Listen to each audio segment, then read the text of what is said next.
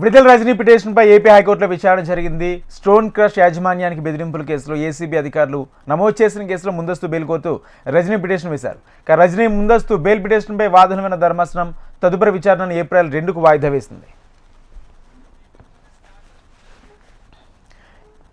విడుదల రజనీ పిటిషన్పై ఏపీ హైకోర్టులో విచారణ జరిగింది. స్టోన్ క్రష్ యాజమాన్యానికి బెదిరింపుల కేసులో ఏసీబీ అధికారులు నమోదు చేసిన కేసులో ముందస్తు బెయిల్ కోరుతూ రజనీ పిటిషన్ వేశారు. రజనీ ముందస్తు బెయిల్ పిటిషన్పై వాదన విన్న ధర్మాసనం తదుపరి విచారణను ఏప్రిల్ 2కు వాయిదా వేసింది. ఇదే అంశానికి సంబంధించి పూర్తి సమాచారం మా ప్రతినిధి రాజేష్ అందిస్తారు. రాజేష్.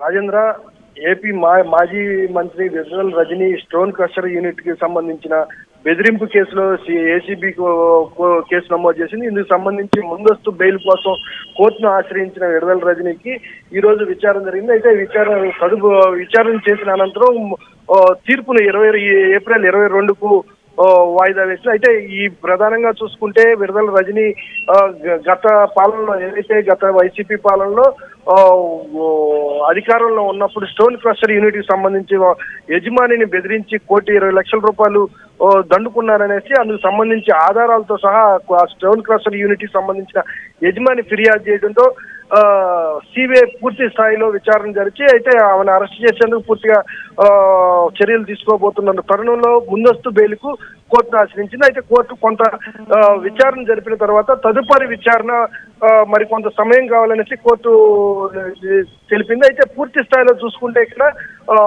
సిఐడి ఏదైతే కేసు నమోదు చేసిందో ఈ కేసు విషయంలో విడుదల రజనీ ముందస్తు బెయిల్కి వెళ్ళడం కారణం ఏందనేసి అయితే ముందస్తు